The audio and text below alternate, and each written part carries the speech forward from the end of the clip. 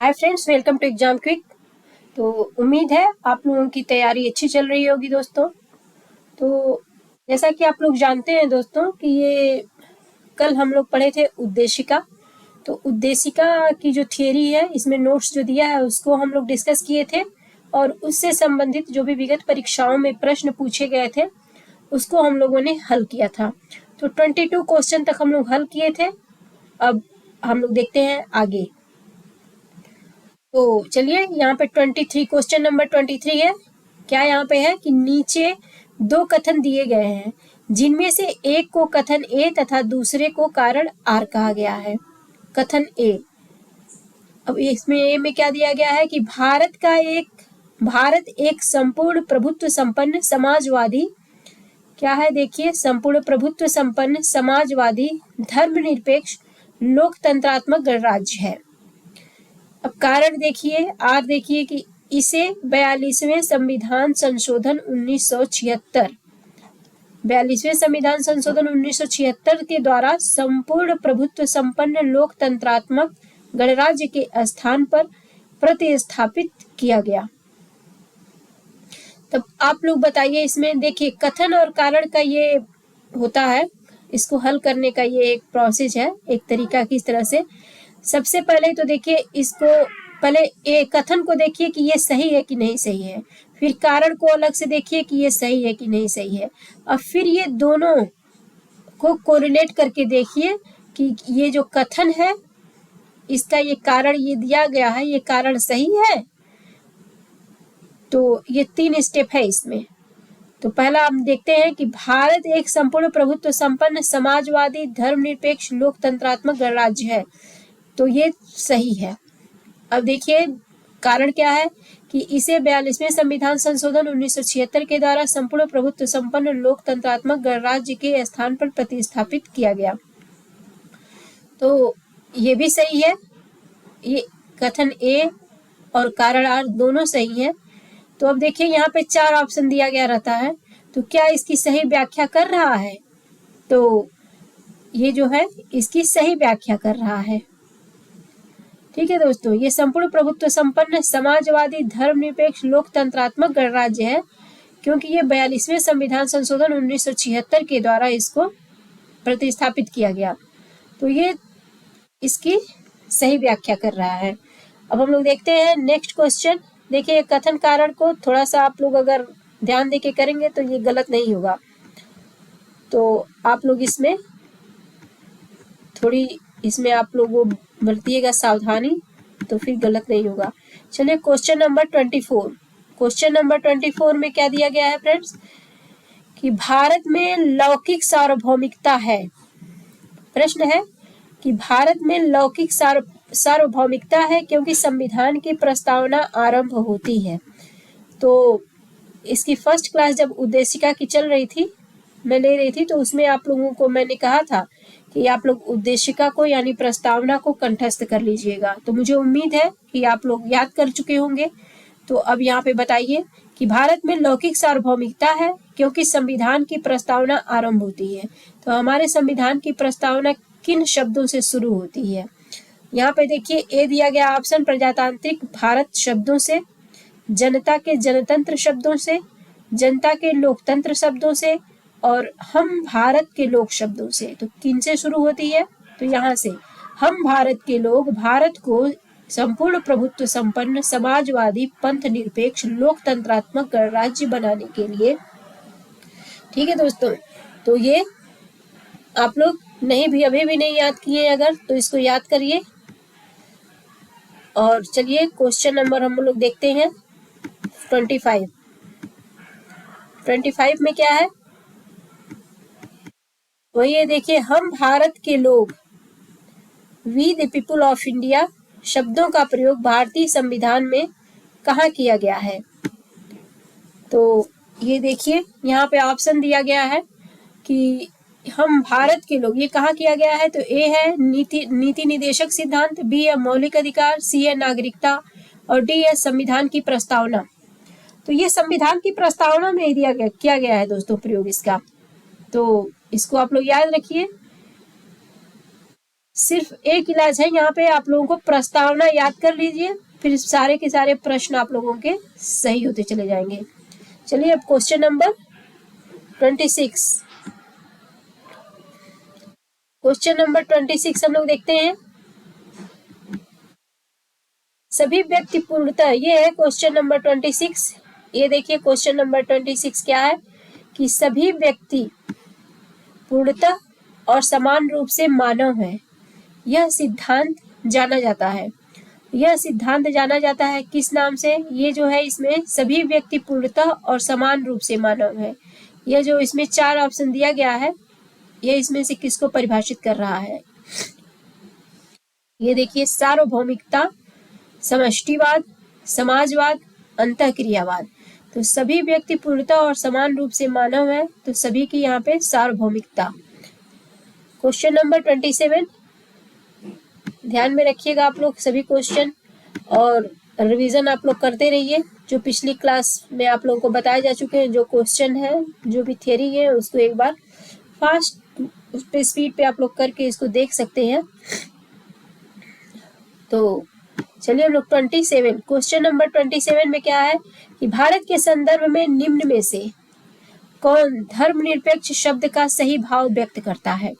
यहाँ पे देखिए ऑप्शन ए है कि भारत में अनेक धर्म है, भारत में अनेक धर्म है, तो क्या है धर्मनिरपेक्ष शब्द को सही भाव व्यक्त कर रहा है? ये भारत में अनेक धर्म है। बी है कि भारतीयों को धार्मिक स्वतंत्रता प्राप्त है, धर्मानुपालन व्यक्ति की इच्छा पर निर्भर करता है, और डी है भारत में राज्य का कोई धर्म नहीं है।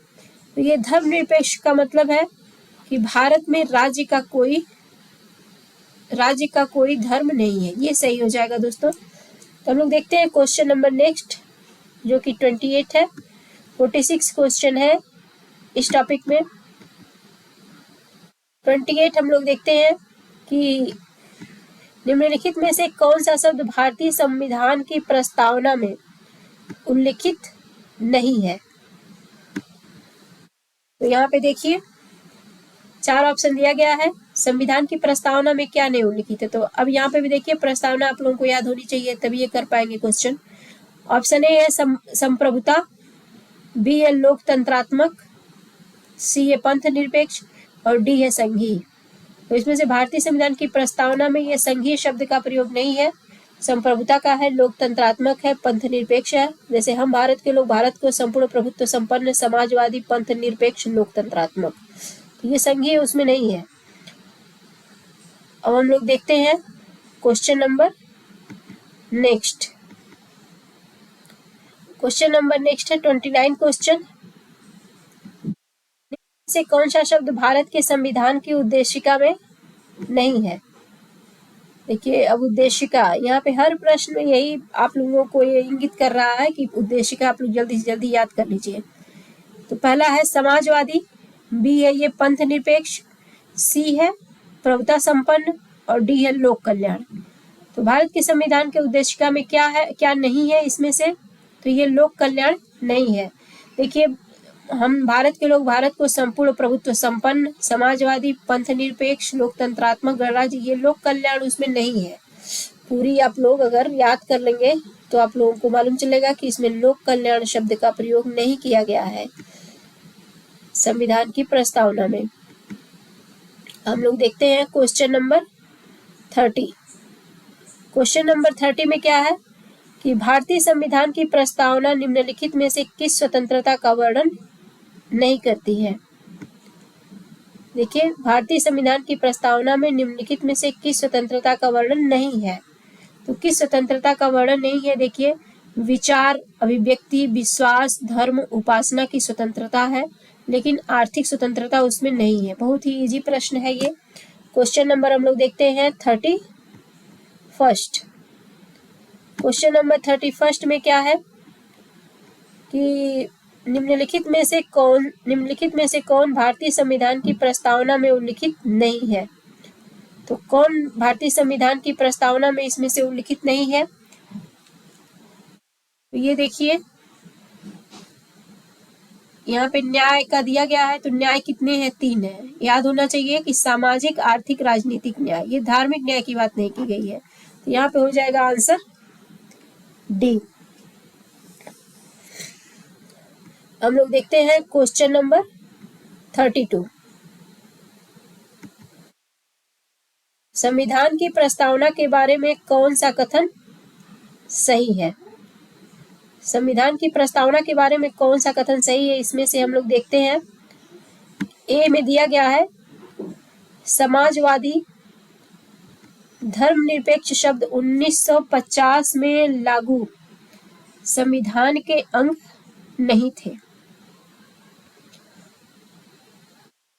अब देखिए, ये समाजवादी धर्मनिरपेक्ष शब्द 1950 में लागू संविधान के अंग नहीं थे, तो ये तो सही है, क्योंकि ये जो समाजवादी पंथ निरपेक्ष लोकतंत्रात्मक है, ये 1976 में ये जोड़ा गया 42वें संविधान संशोधन के माध्यम से। कौन सा कथन सही है?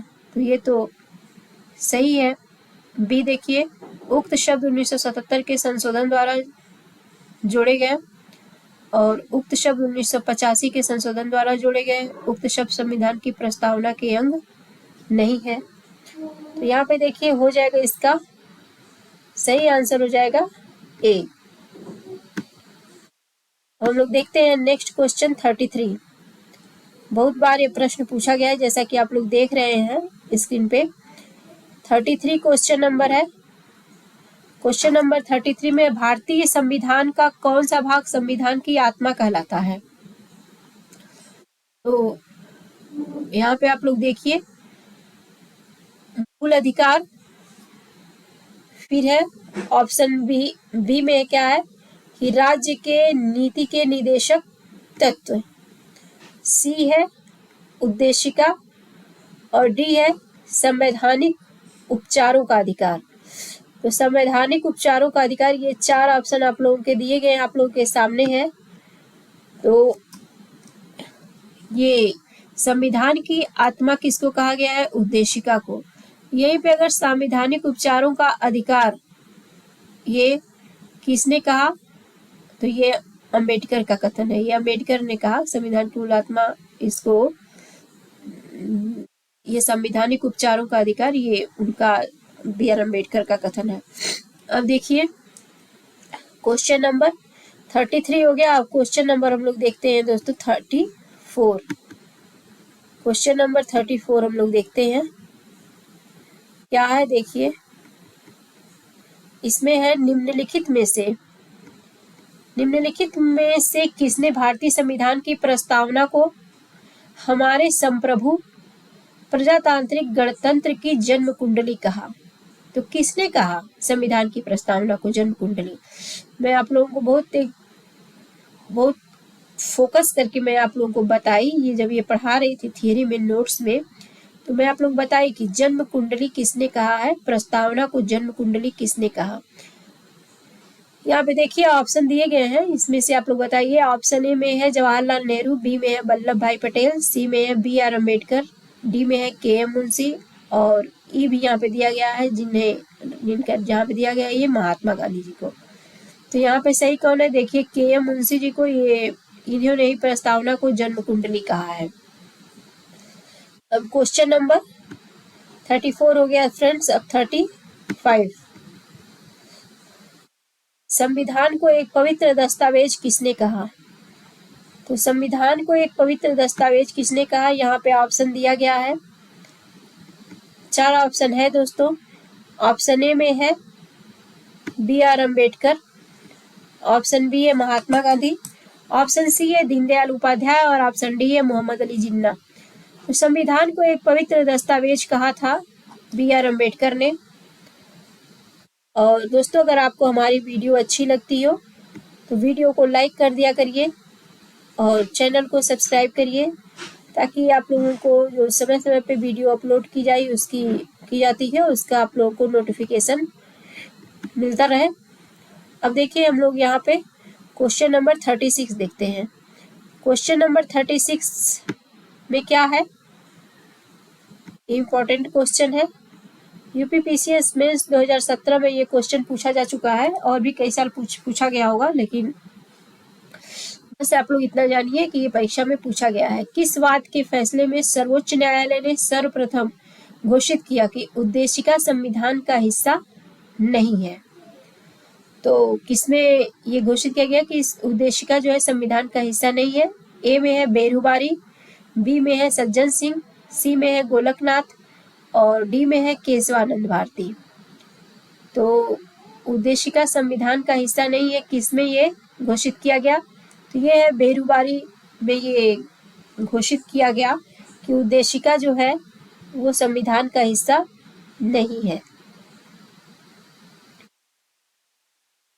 अब हम लोग ये जो केशवानंद भारतीवाद में जो था, इसमें तो उद्देशिका को संविधान का हिस्सा बताया गया, बोम्मई वाद में भी बताया गया था। तो आप लोग इसको याद रखिएगा। देखिए एक बार यहाँ पे कि बेरूबारी यूनियन के बाद 1960 में सर्वोच्च न्यायालय ने सर्वप्रथम घोषित किया कि उद्देशिका अर्थात प्रस्तावना संविधान का अंग नहीं है। लेकिन ये केशवानंद भारती बनाम केरल राज्य के बाद 1973 में सर्वोच्च न्यायालय ने उपर्युक्त निर्णय को पलटते हुए उद्देशिका यानी प्रस्तावना को संविधान का भाग मान लिया। बोम्मई भी है एक, उसमें भी उद्देशिका को संविधान का भाग माना गया है। केशवानंद भारती वाद में भी इसको माना गया है। ऑप्शन आएगा तो आप लोग उसको लगा दीजिएगा, बस जानकारी रखिए। अब यहाँ पे देखते हैं क्वेश्चन नंबर 37। निम्नलिखित में से किस वाद में उच्चतम न्यायालय ने धारणा प्रस्तुत की कि उद्देशिका संविधान का भाग है? अब यही क्वेश्चन जैसे पहले मैं बताई थी, देखिए ये केशवानंद भारती एक बोम्मई, दो रह गए। अब इसमें देखिए कि उद्देशिका संविधान का भाग है, किस वाद में उच्चतम न्यायालय ने धारणा प्रस्तुत किया? तो ए है यूनियन ऑफ इंडिया बनाम डॉक्टर कोहली, बी है बनारसी दास बनाम स्टेट ऑफ यूपी और ऑप्शन सी है, देखिए ये नेक्स्ट पेज पे है कि बोम्मई बनाम यूनियन ऑफ इंडिया और मलक सिंह बनाम स्टेट ऑफ पंजाब। तो ये देखिए यहाँ पे बोम्मई बनाम यूनियन ऑफ इंडिया हो जाएगा सही आंसर इसका, क्योंकि ये बोम्मई में और केशवानंद भारती वाद में, इन्हीं दोनों में उद्देशिका को संविधान का भाग माना गया है।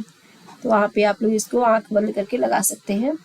अब चलिए देखते हैं क्वेश्चन नंबर 38। निम्नलिखित विवादों में से किसमें सर्वोच्च न्यायालय ने प्रस्तावना को भारतीय संविधान की मौलिक संरचना का भाग स्वीकार किया? अब यहाँ पे देखिए निम्नलिखित विवादों में से किसमें सर्वोच्च न्यायालय ने प्रस्तावना को भारतीय संविधान की मौलिक संरचना का भाग स्वीकार किया? तो ये किसमें किया गया? देखिए ये केशवानंद भारतीवाद 1973 में सर्वोच्च न्यायालय ने स्वीकार किया। क्वेश्चन नंबर ये है 38, यहाँ पे डी हो जाएगा। क्वेश्चन नंबर 39, क्वेश्चन नंबर 39 हम लोग देखते हैं। क्वेश्चन नंबर 39 में दिया गया है कि भारतीय संविधान की प्रस्तावना में जिन आदर्शों एवं उद्देश्यों की रूपरेखा दी गई है उनकी व्याख्या की गई है। कहाँ पे उनकी व्याख्या की गई है? भारतीय संविधान की प्रस्तावना में जिन आदर्श और उद्देश्य की रूपरेखा दी गई है उनकी व्याख्या कहाँ कहाँ की गई है? तो उनकी व्याख्या देखिए मूल अधिकारों के अध्याय में, राज्य के नीति निर्देशक सिद्धांतों के अध्याय में, मूल अधिकारों, राज्य के नीति निर्देशक सिद्धांतों और मौलिक कर्तव्यों के अध्याय में, संविधान के पाठ में कहीं नहीं। तो ये किया गया है, देखिए मूल अधिकार, राज्य के नीति निर्देशक सिद्धांत और मौलिक कर्तव्य के अध्याय में यहाँ पे ये दिया गया है, व्याख्या की गई है इसकी। हम लोग देखते हैं क्वेश्चन नंबर 39 हो गया। अब हम लोग नेक्स्ट क्वेश्चन देखते हैं, क्वेश्चन नंबर 40। नेक्स्ट पेज पे ये क्वेश्चन नंबर 40 में क्या है? क्वेश्चन नंबर 40 है निम्नलिखित में से कौन एक भारतीय संविधान के उद्देश्यों को प्रतिबिंबित करता है? तो इसमें से हम लोग बताएंगे। अब देखिए कि कौन एक भारतीय संविधान के उद्देश्यों को प्रस्तुत करता है? मौलिक अधिकार, संविधान की प्रस्तावना, राज्य के नीति निर्देशक तत्व और लास्ट ऑप्शन है संसद। तो संविधान, भारतीय संविधान के उद्देश्यों को प्रतिबिंबित जो उद्देश्य दिए गए हैं, उद्देशिका उसको कहा गई है, प्रस्तावना भी उसी को कहा गया है, तो ये इसमें है संविधान की प्रस्तावना में। क्वेश्चन नंबर, बहुत इजी प्रश्न है ये, बस थोड़ा सा कॉमन सेंस आप लोग आएंगे, कोई बहुत टफ नहीं है। अब देखिए क्वेश्चन नंबर 41। क्वेश्चन नंबर 41 में क्या है? क्वेश्चन नंबर 41 में है कि भारत के संविधान की उद्देशिका में कितने प्रकार के न्याय की व्यवस्था की गई है?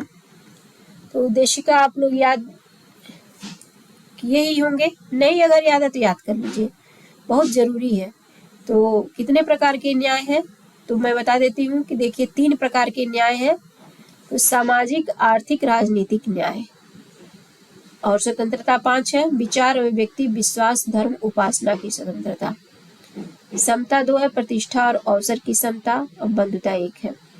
तो यहाँ पे सिर्फ यहाँ पे न्याय की बात की गई है, तो न्याय 3 है। 41 क्वेश्चन, ऑप्शन बी सही हो जाएगा यहाँ पे। अब क्वेश्चन नंबर 42। क्वेश्चन नंबर 42 में है, भारतीय संविधान की प्रस्तावना में इसके सभी नागरिकों को कौन सा न्याय प्रदान करने की व्यवस्था की गई है?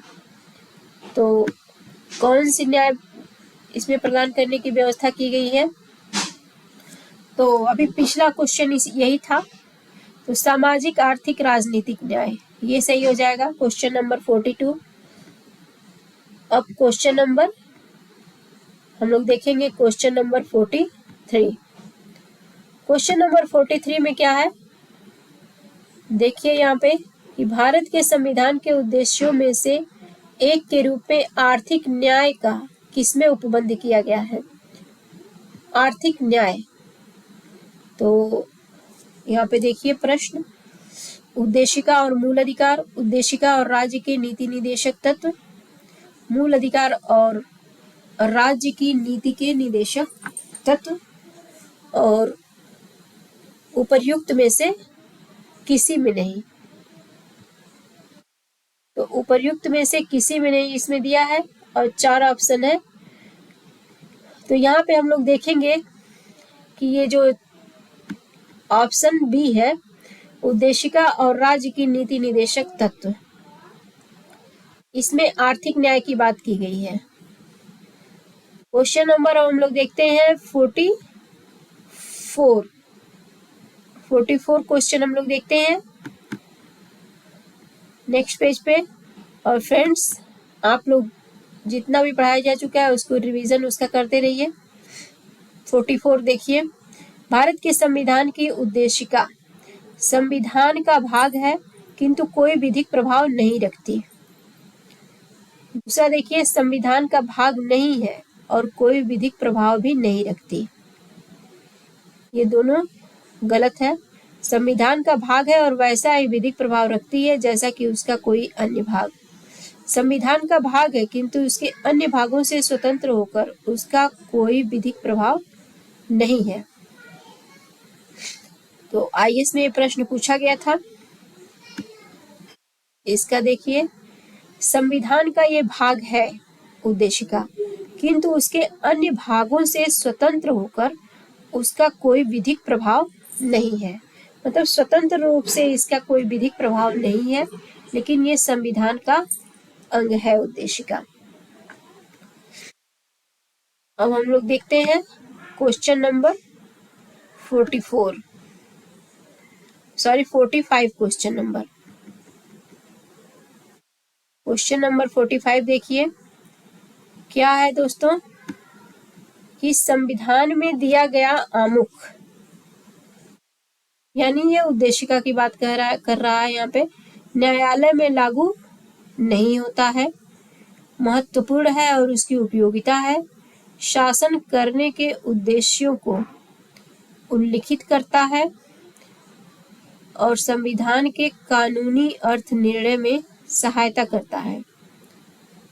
तो ये यहाँ पे न्यायालय में लागू नहीं होता है, ये सत्य है। महत्वपूर्ण है और उसकी उपयोगिता है, ये भी सही है। शासन करने के उद्देश्यों को उल्लिखित करता है, सही है। संविधान के कानूनी अर्थ निर्णय में सहायता करता है। तो यहाँ पे तो सभी सत्य प्रतीत हो रहे हैं, लेकिन ऑप्शन में कोई सही नहीं दिया गया है। यहाँ पे दोस्तों सभी सही हो जाएगा। देखिए व्याख्या देखते हैं हम लोग। यहाँ पे व्याख्या में दिया गया है कि भारतीय संविधान के आमुख को ही उद्देशिका कहा गया है।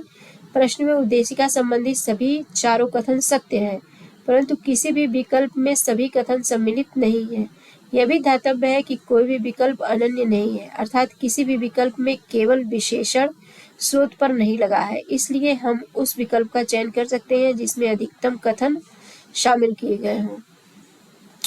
तो उम्मीद है आप लोग प्रश्न समझ गए होंगे। अब हम लोग देखते हैं नेक्स्ट क्वेश्चन, और लास्ट क्वेश्चन है वो, निम्नलिखित में से कौन सही है? सामाजिक समानता संविधान में प्रत्याभूत नहीं है। सामाजिक समानता संविधान में प्रत्याभूत नहीं है, ये गलत है, क्योंकि है ये सामाजिक समानता संविधान में दी गई है। 14 से 18 तक की समानता का अधिकार है। दूसरा देखते हैं, देश में सामाजिक समानता पहले से ही विद्यमान थी। नहीं, पहले से ही विद्यमान नहीं थी। अब हम लोग देखते हैं, सामाजिक समानता संविधान में प्रत्याभूत है। देखिए दोस्तों, जैसा कि आप लोग देख पा रहे होंगे, यहाँ पे चारों ऑप्शन हम लोगों को दिख जा रहा है और उपरयुक्त में से कोई नहीं। तो यहाँ पे ये सामाजिक समानता ये संविधान में प्रत्याभूत है। और आप लोगों को मालूम होगा कि आर्टिकल कितने से कितने तक में, आर्टिकल 14 से 18 तक में समानता का अधिकार दिया गया है। तो ये सही हो जाएगा, ऑप्शन सी। ऑप्शन सी सही हो जाएगा दोस्तों। और इसी के साथ आज हम लोगों का ये उद्देशिका चैप्टर यहीं पे समाप्त होता है। और आप लोगों को इससे संबंधित कुछ अगर डाउट्स हो, कमेंट बॉक्स में कमेंट करिए दोस्तों, और वीडियो को लाइक करिए, चैनल को सब्सक्राइब कर दीजिए फ्रेंड्स, और अपने दोस्तों में जो भी आप लोगों का ग्रुप हो, स्टडी ग्रुप जो भी हो, उसमें आप लोग अपने फ्रेंड्स को शेयर करिए, खुद भी इसका लाभ उठाइए और दूसरों को भी इससे लाभान्वित करिए। तो अब हम लोग नेक्स्ट देखते हैं दोस्तों, शासन प्रणाली।